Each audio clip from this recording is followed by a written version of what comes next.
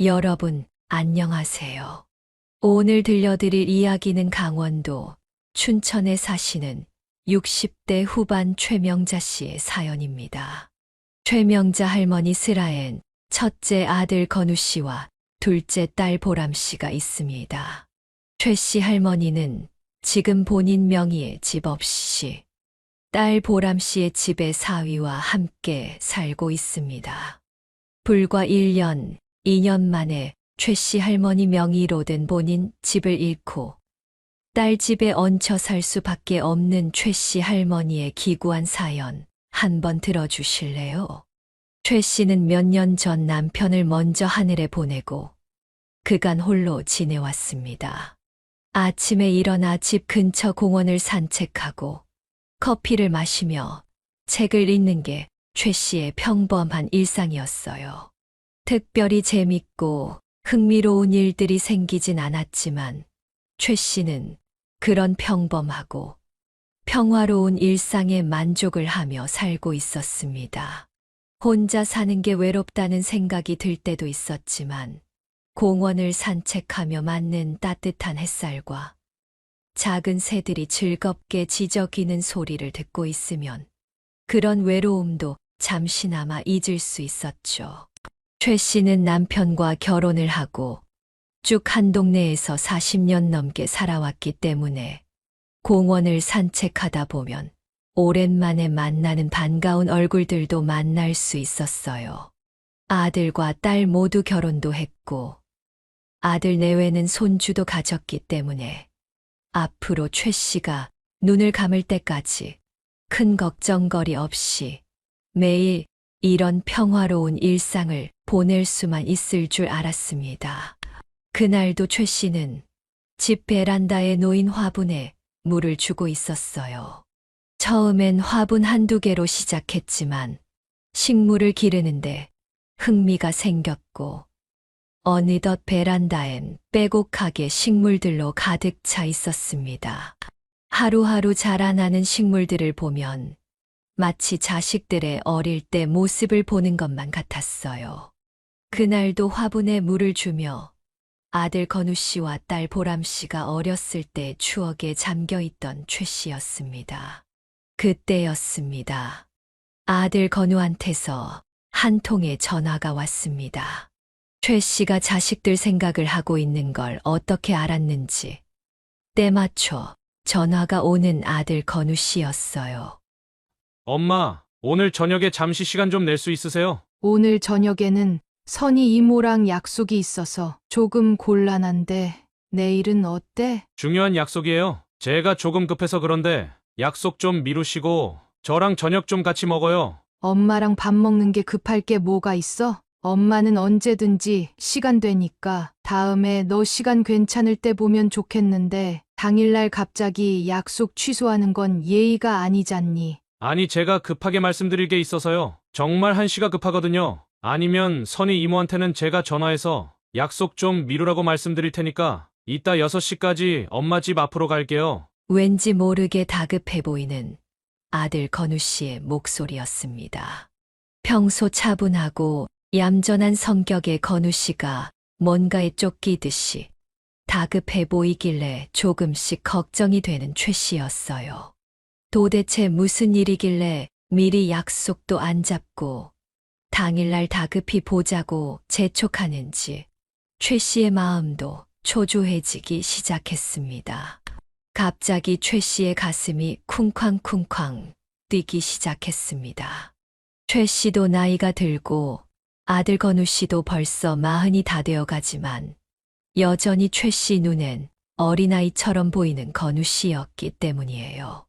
80이 된 할머니가 60이 된 아들에게 집에 돌아갈 때 차 조심하라는 말을 항상 한다는 이야기 들어보셨나요? 아들이 몇 살이 되었건 엄마 눈에는 늘 보듬어주고 싶고 아껴주고 싶은 아들이니깐요. 그런 아들에게 뭔가 큰 일이 생긴 것 같아 갑자기 마음이 불안해지고 심장이 빨리 뛰기 시작했어요. 입안이 바싹 마를 만큼 긴장이 되었던 최 씨였어요. 제발 큰 일은 아니었으면 하고 마음속으로 기도를 했지만 불안한 기분을 지울 수 없었어요. 나쁜 예감은 빗나가는 법이 없다는 게 최 씨가 오랜 시간 인생을 살며 깨달은 교훈 중 하나였거든요. 약속 시간인 저녁 6시보다 30분이나 일찍 도착한 아들 건우 씨였습니다. 최 씨와 같이 저녁을 먹자고 했었던 건우 씨였는데 약속 장소를 바꿔 집 근처의 조용한 커피숍으로 가자더군요. 시간이 없다면서요. 그리고 건우 씨는 자리에 앉자마자 다른 얘기들은 꺼내지도 않고 바로 본론부터 이야기했습니다. 그동안 잘 지냈냐는 안부도 묻지 않고 최 씨의 손을 잡고 다급히 이야기를 꺼내는 아들 건우 씨였어요. 엄마, 내가 진짜 어떻게 말을 해야 할지 모르겠는데 한 번만 저 좀 도와줄 수 있어요? 널 도와달라고? 일단 무슨 일인지부터 얘기를 해야 엄마가 도와주든 말든 결정을 내리지. 숨 좀 고르고 천천히 무슨 일인지 엄마한테 설명부터 해줄래? 사실 제가 빚이 좀 생겨서요. 빚이 생겼다고? 얼마나? 아니, 얼만큼 빚이 생겼길래 이렇게 다급하게 엄마를 찾아온 거야? 엄마 생각보다 빚이 좀 많이 생겼어요. 저도 제가 어쩌다 이렇게 됐는지 모르겠어요. 정신을 차리고 보니 빚이 눈더미처럼 불어나 있더라고요. 아니, 글쎄 빚이 얼마나 생겼고 왜 생겼는지부터 얘기해봐. 엄마 속이려 들지 말고 사실 그대로 얘기해 보렴. 최 씨에게 도움을 청하는 아들 건우 씨의 눈은 빨갛게 부어 있었어요. 아마 지금까지 펑펑 울다가 온 것처럼요. 코끝도 빨갛게 물들어 있었고요.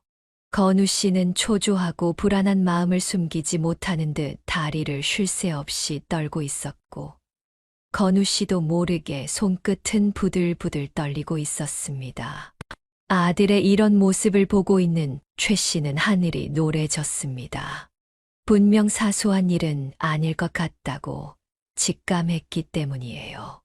아들 건우 씨가 사고를 쳐도 단단히 쳤구나 싶은 최 씨였습니다. 제가 비트코인을 했었는데요. 처음엔 작게 시작했었거든요. 처음엔 300만 원으로 시작했는데 자고 일어나니 600만 원이 되어 있더라고요. 건우야, 그렇게 쉽게 돈을 벌 수 있으면 세상 모든 사람들이 다 부자가 됐어야지. 그러니까요. 제가 그때 그런 생각을 했더라면 지금 이런 일도 생기지 않았겠죠. 돈이 쉽게 벌리다 보니 점점 큰 돈을 넣게 되더라고요.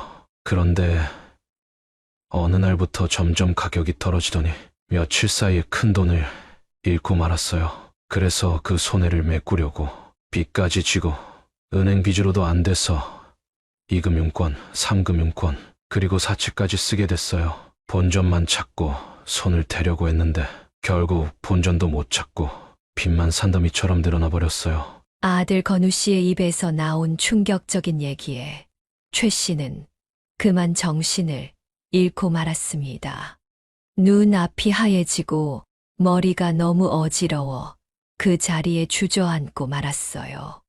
은행에서만 빌렸으면 어떻게든 이자를 갚아나가면 되겠지만 사채를 쓴 게 문제였어요.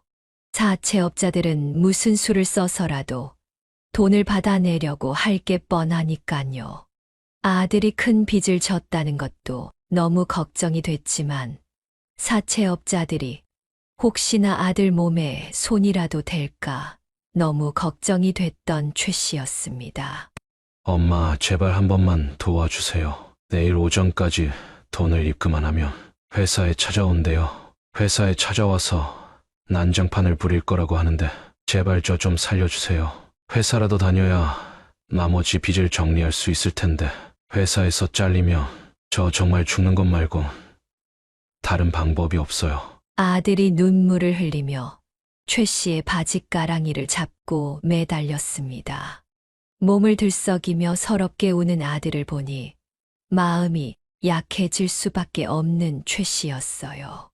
자식들 빚을 대신 갚아주는 건 절대 해선 안 되는 일이라고 주위 친구들이나 지인들에게 살면서 수없이 들어왔던 최 씨였지만 막상 자기 자식이 눈물을 흘리며 살려달라고 빌고 있으니 도저히 모른 척 할 수가 없던 최 씨였습니다. 인정 많고 사람 좋은 최 씨의 성격이 이럴 때면 큰 단점이 되기도 했어요.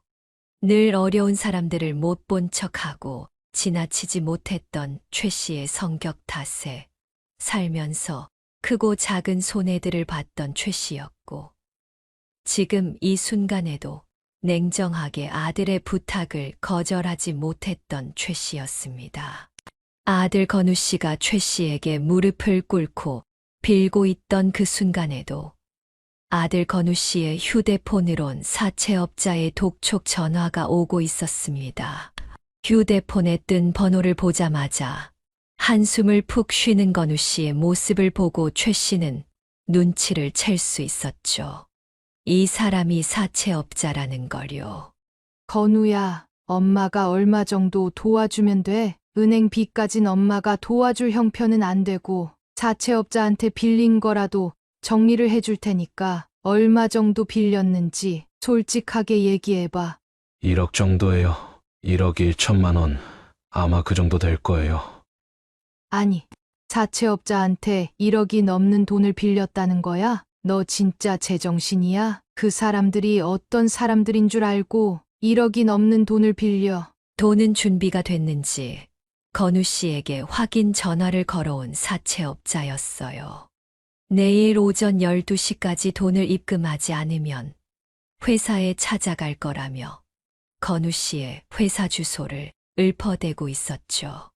그러곤 어떻게 알았는지 손주 진호의 이름부터 며느리 지혜의 이름까지 얘기를 하더군요. 와이프랑 자식한테 큰 일이 생기기 싫으면 내일 오전까지 무슨 수를 써서라도 돈을 입금하라면서 말이에요.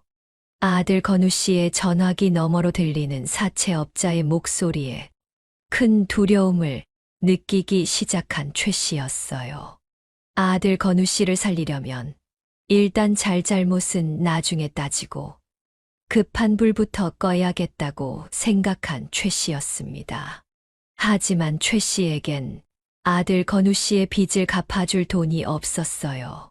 최 씨가 은행에 들어놨던 2천만 원짜리 예금을 깨서 아들 건우 씨를 도와주려고 했지만 건우 씨가 사채업자한테 진 빚이 1억이 넘으리라곤 전혀 상상도 못했던 최 씨였거든요.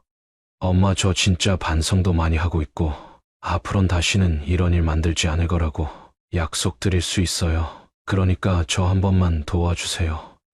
건우야, 당연히 엄마도 너가 어려움에 처했으니 어떻게든 도와주고 싶지. 그런데 지금 엄마한테는 2천만 원짜리 예금 들어놓은 게 전부야. 그 이상은 엄마도 어떻게 해줄 수가 없어. 제발 살려주세요. 엄마 아들 좀 살려달라고요. 지혜는 조금 모아놓은 돈이 없대. 지혜가 그래도 조금은 도와줬을 거 아니야?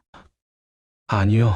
지혜는 제가 사고 친 거 알자마자 저랑은 못 살겠다고 진호 데리고 집을 나갔어요. 지금은 연락도 안 돼요. 지금 그 말이 사실이야? 진호를 데리고 집을 나갔다고? 그럼 뭐 이혼이라도 했다는 거야? 조만간 이혼 소송도 걸어올 거래요. 다 제 잘못인데 어쩌겠어요. 최 씨는 가슴이 덜컥 내려앉았습니다.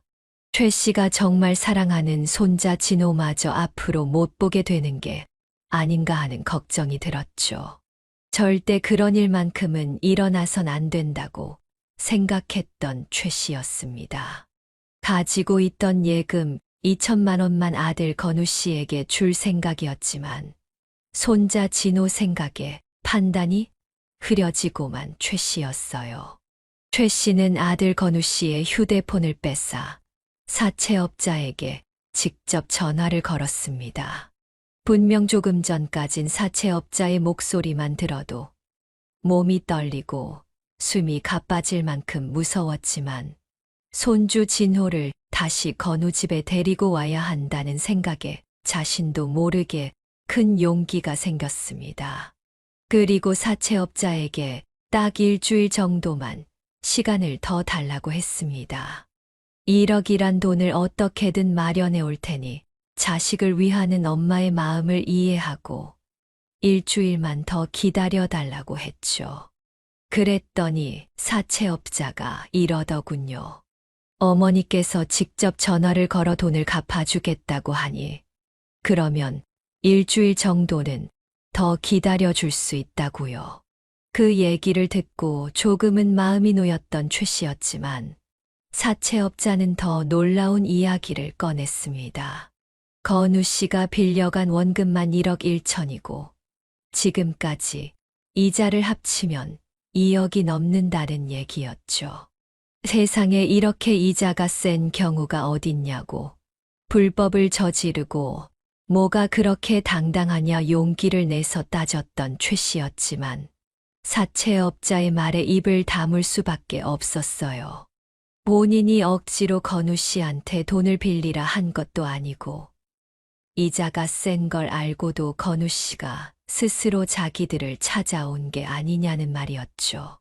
그리고 이자를 못 갚겠다면 자기들도 가만히 있지만은 않을 거라고 얘기를 했습니다. 지난 10년 동안 사채업을 하면서 단 한 번도 돈을 못 받은 적이 없다고 어머니 이름이 최명자이고 인생 아파트 305동에 사는 것도 다 알고 있으니 현명하게 행동하라고 하더군요. 다음 날 최 씨는 눈을 뜨자마자 집 근처 부동산으로 향했어요. 아직 부동산이 문을 안 열었지만 부동산 중개업자가 가게 문을 열러 올 때까지 문 앞에서 한참을 기다렸죠. 너무 마음이 급했기 때문이에요. 최 씨는 결국 자신이 살던 집을 매물로 내놨습니다. 그나마 최근에 집값이 조금 올라서 아들이 진 빚 2억은 가까스로 해결이 될 것 같았어요. 하지만 금매로 내놨기 때문에 2억을 다 받진 못할 것 같았고 세금까지 내야 하기 때문에 은행에 들어놨던 예금까지 찾을 수밖에 없었습니다. 그야말로 최 씨가 한평생 모은 전 재산이 아들 건우 씨의 빚을 정리하는데 들어간 거죠. 본인이 살던 집을 정리한 최 씨는 아들 건우 씨의 집에 들어가게 됐습니다.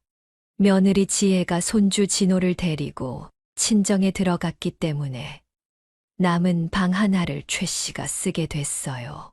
며느리와 손주가 급히 집을 떠난 탓인지 곳곳에 손주 진호의 흔적들이 남아있더군요.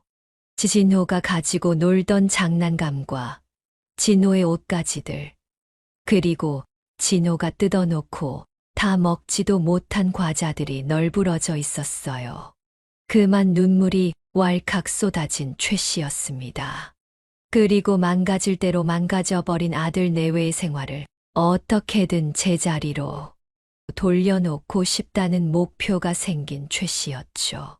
최 씨는 집 정리부터 시작했어요. 집에 한가득 쌓인 빈 소주병부터 치웠어요. 빈 문제 때문에 제정신으로 살기 힘들었던 건우 씨는 하루도 빠짐없이 술을 마셨어요. 그리고 모든 걸 포기하고 있었던 탓인지 빨래며 청소며 집안일을 하나도 해놓지 않았더라고요. 몇 시간 만에 아들 건우 씨를 데리고 엉망이 된 집 정리를 끝냈어요. 이 정도면 집을 떠난 며느리 지혜 씨와 손주 진호가 다시 집에 돌아오면 반갑게 맞이를 해줄 수 있을 것 같았어요.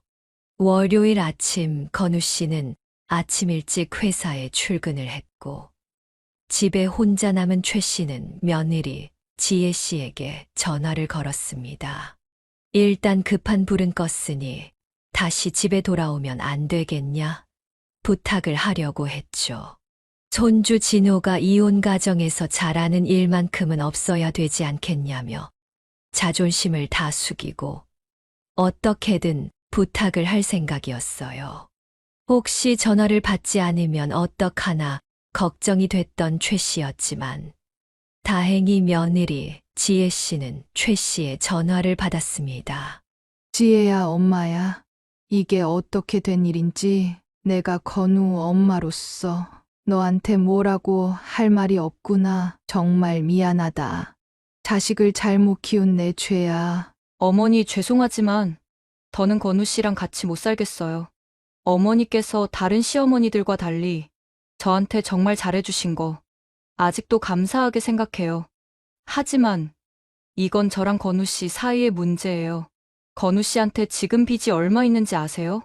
저랑 건우 씨 월급을 다 쏟아 넣어도 늘어나는 이자도 감당 못해요. 저 아직 30대예요. 건우 씨 때문에 제 인생마저 망가질 순 없다고요.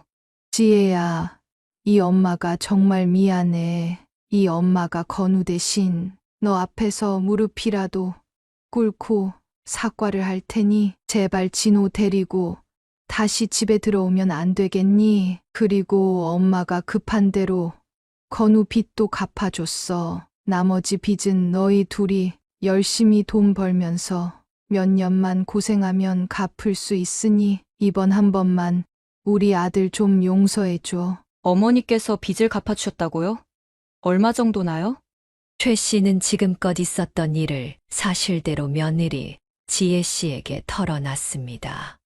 모든 빚을 다 갚아주진 못했지만 사채업자한테 졌던 빚은 다 갚아줬으니 둘이서 은행 빚만 갚아나가며 살 순 없는지 며느리 지혜 씨에게 간절히 부탁을 했어요. 하지만 지혜 씨의 반응은 최 씨의 예상 밖이었습니다. 지혜 씨는 건우 씨가 사채업자한테까지 빚을 지고 있었다는 건 전혀 몰랐던 거죠.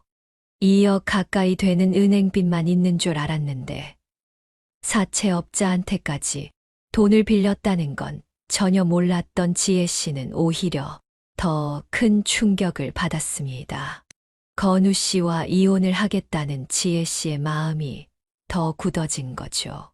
사채업자한테까지 큰 돈을 빌리는 남자와는 도저히 결혼 생활을 이어나갈 수 없고 그런 아빠 밑에서 아들 진호를 키울 수 없다는 지혜 씨의 통보에 최 씨는 눈물만 흘릴 뿐이었어요.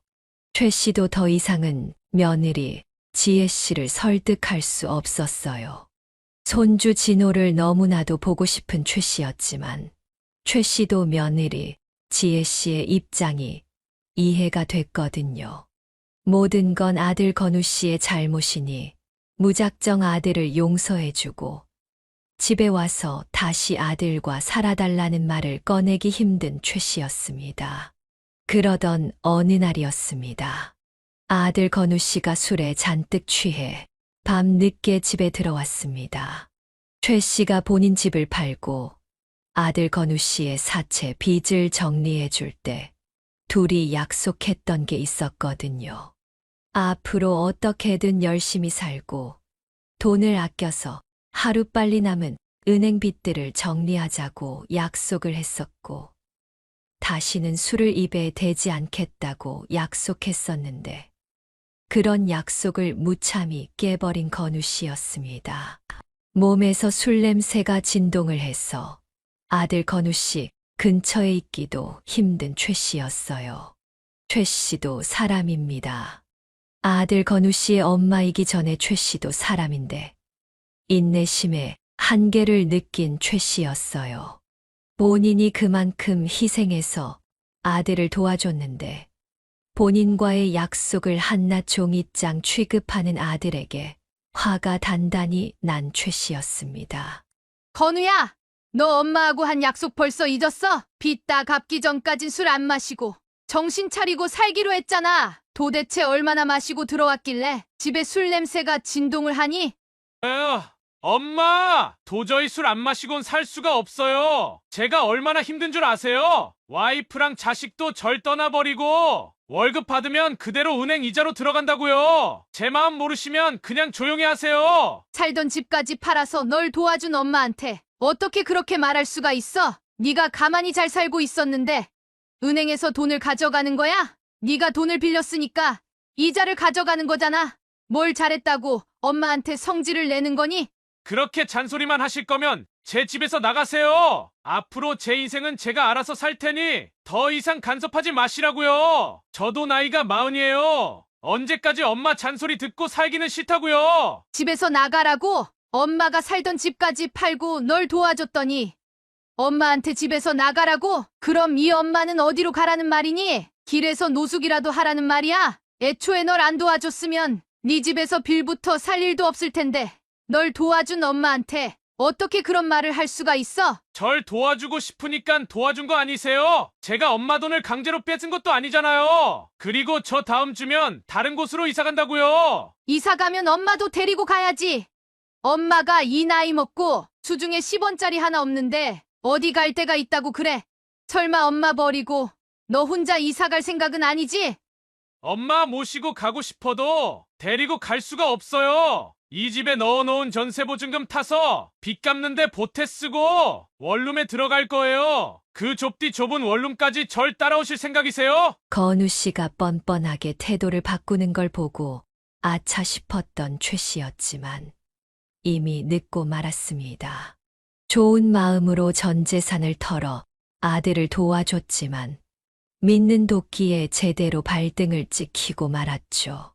아들 건우 씨가 눈물로 호소하며 도와달라고 했을 때 냉정하게 대하지 못한 본인을 후회하고 있는 최 씨였지만 그런다고 달라질 건 없었어요. 이미 자신의 보금자리며 비상금까지 모두 날아가 버렸는데 뒤늦은 후회를 한다 해서 과거를 바꿀 수도 없는 거니깐요. 이제는 상황이 달라졌습니다. 불과 몇 달 전까지는 아들 건우 씨가 최 씨에게 읍소하며 제발 도와달라고 무릎을 꿇고 빌었지만 이젠 오히려 최 씨가 아들 건우 씨에게 제발 집에서 내쫓지 마라고 싹싹 빌고 있는 상황이 돼버렸어요. 하지만 아들 건우 씨는 최 씨와는 달리 정말 냉정했습니다. 보금자리를 잃고 갈 곳이 없는 자신의 어머니를 결국 자기 집에서 내쫓고 말았죠. 최 씨는 땅을 치며 본인의 행동을 후회하고 아들 건우 씨를 원망했어요. 아들의 무리한 부탁을 거절하지 못한 본인의 행동이 이 상황을 만든 것 같아 스스로를 탓하기도 했죠. 최 씨는 결국 딸 보람 씨에게 부탁을 할 수밖에 없었습니다.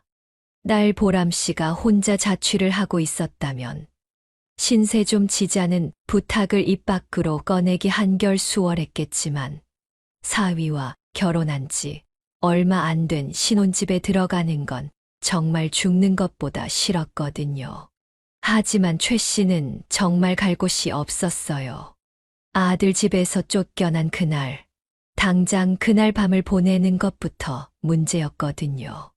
어느새 겨울은 성큼 다가와 온 세상이 얼어붙을 만큼 찬바람이 불고 있었고 기온도 영하로 떨어지는 몹시 추운 날이었기 때문이에요. 결국 딸한테 부탁을 할 수밖에 없겠다 생각하고 몇 번이나 전화기를 들었지만 너무 미안한 마음이 들어 다시 전화기를 주머니에 집어넣고 그렇게 수십 번은 전화기를 들었다 놨다 한 최 씨였습니다.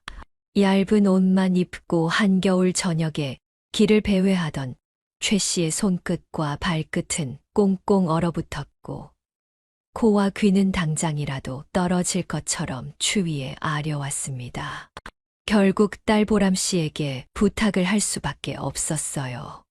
밤 10시가 넘었지만 보람 씨는 사위 인규 씨와 함께 길에서 배회 중인 최 씨를 데리러 왔어요. 사위 인규 씨의 차에 타고 보람 씨가 건네준 핫팩을 받자 참아왔던 눈물이 터져버린 최 씨였습니다.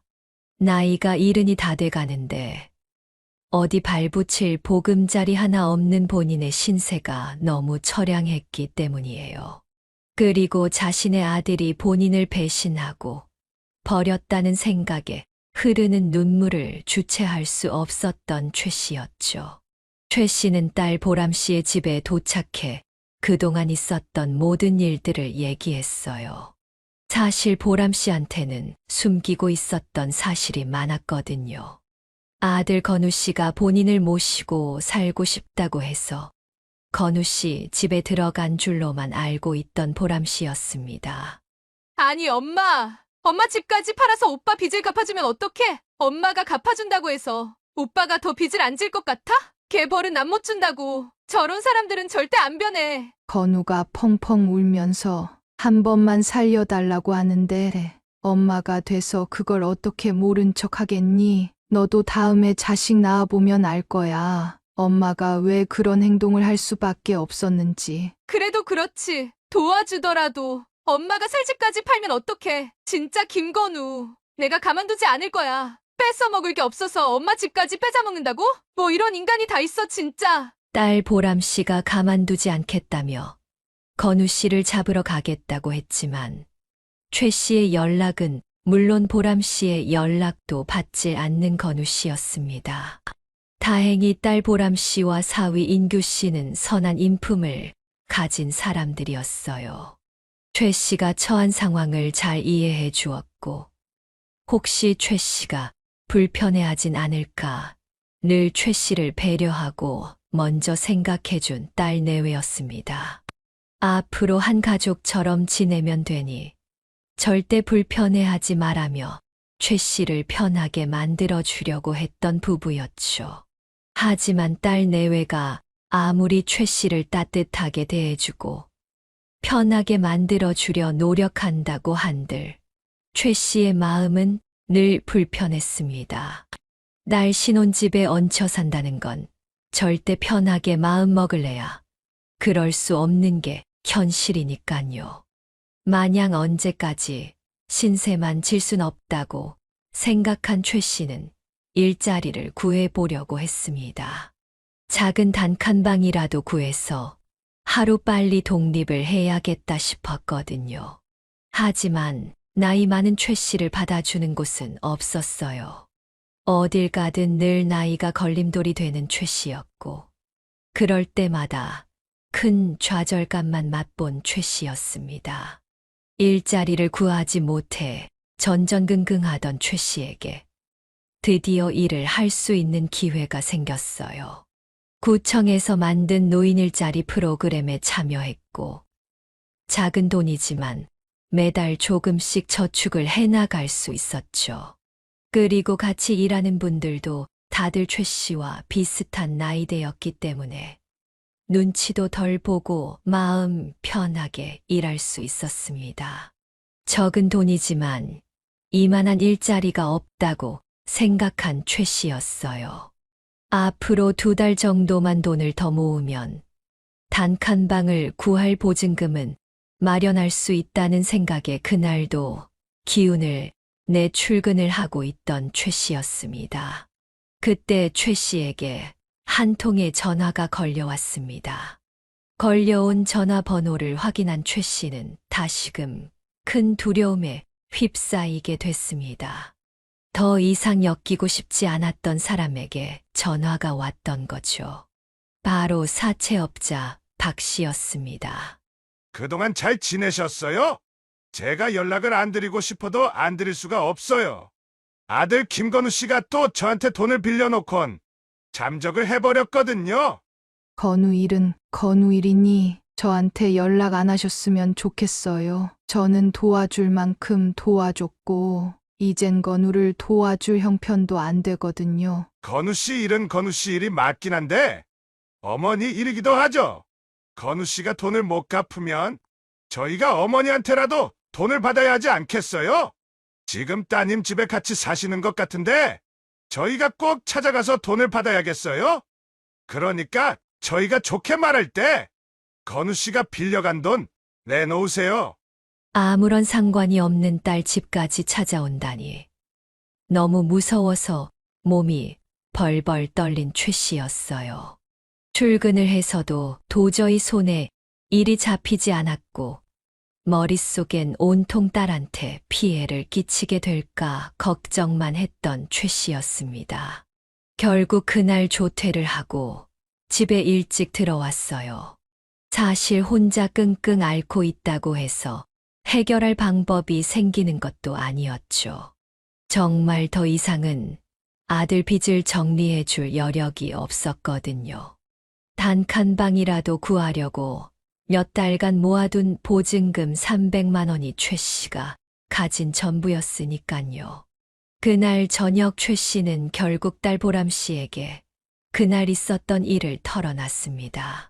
딸은 당장 경찰서에 가서 사채업자를 고소하고 신변보호 요청을 할 거라고 했지만 최 씨는 사채업자가 무서워 도저히 그럴 용기가 나지 않았어요.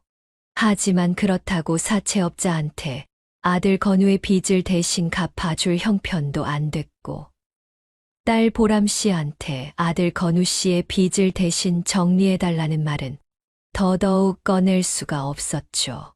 딸 보람 씨의 계속되는 설득에 용기를 낸 최 씨는 어렵게 경찰에 도움을 요청했습니다.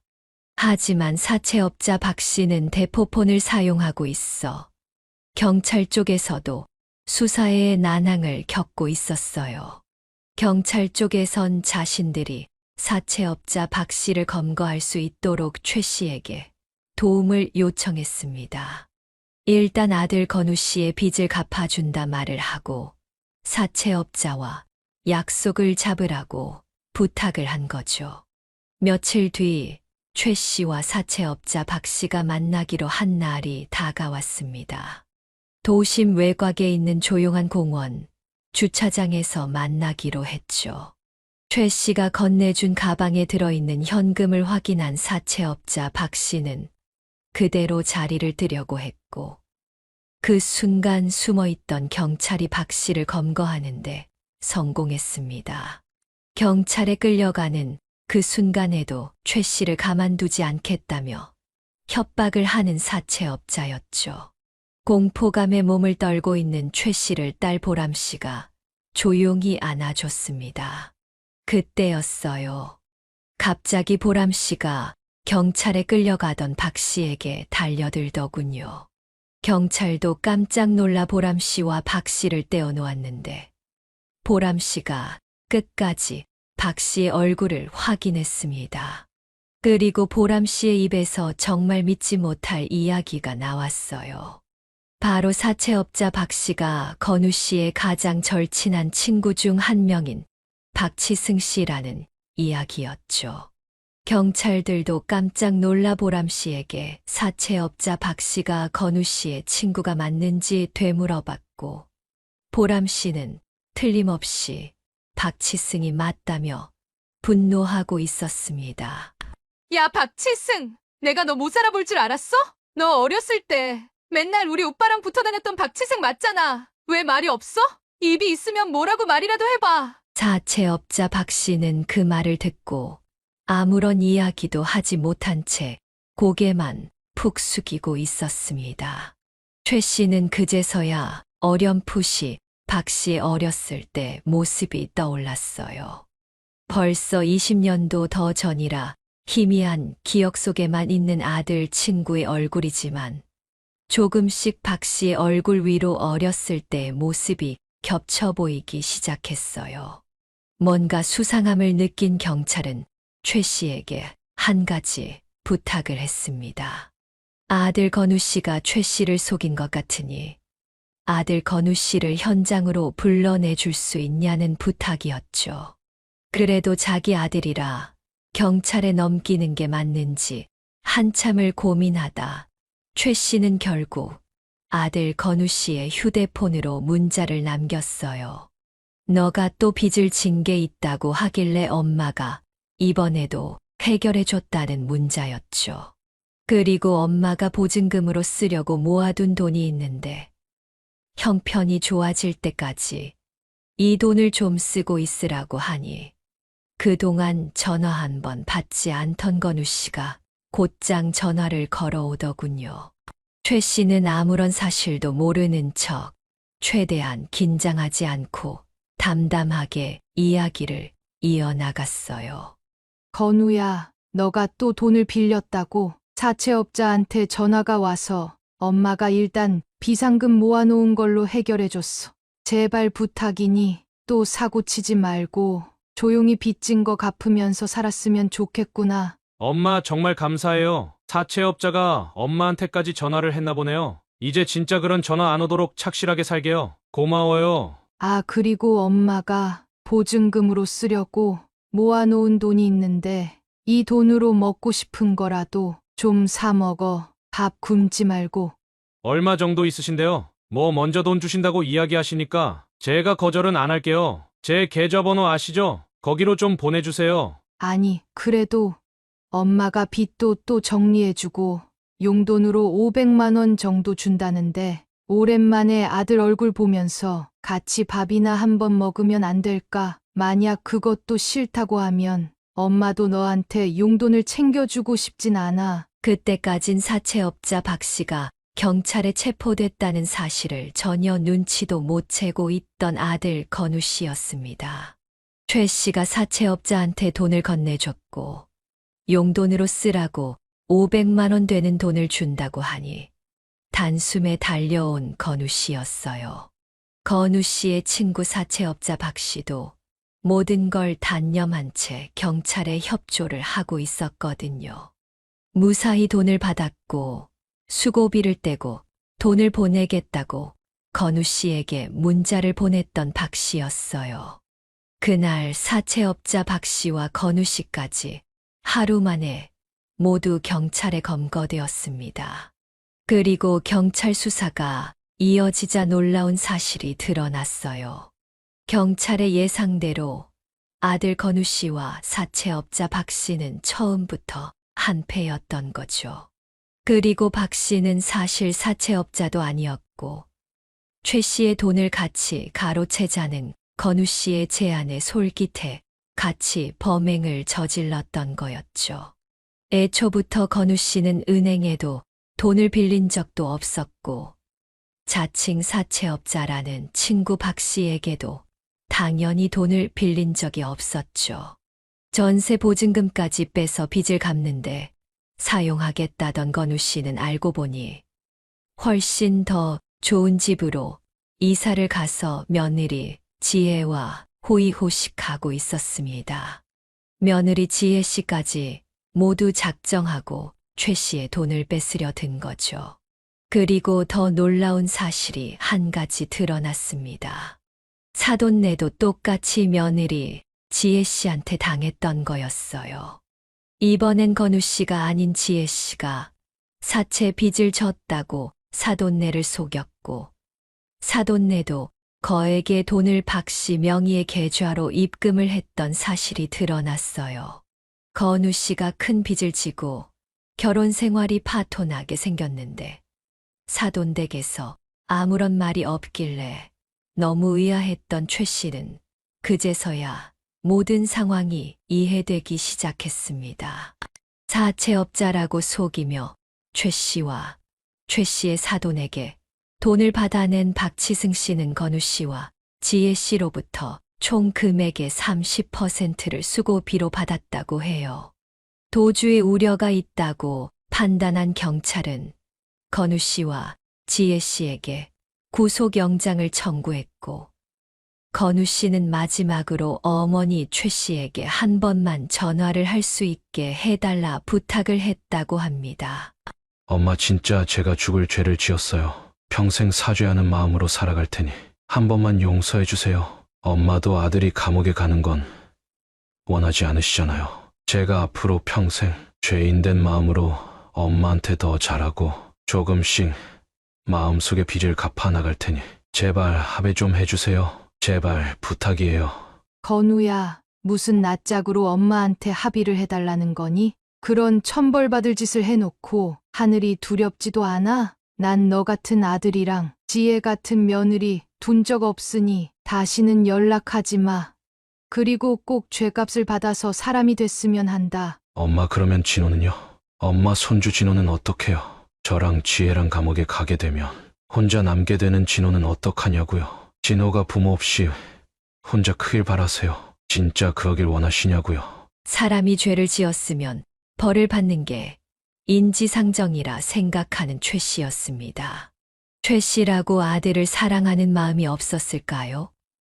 오히려 그 누구보다 자기 아들을 사랑했기 때문에 자기 집까지 팔며 아들을 도와주려 했겠죠.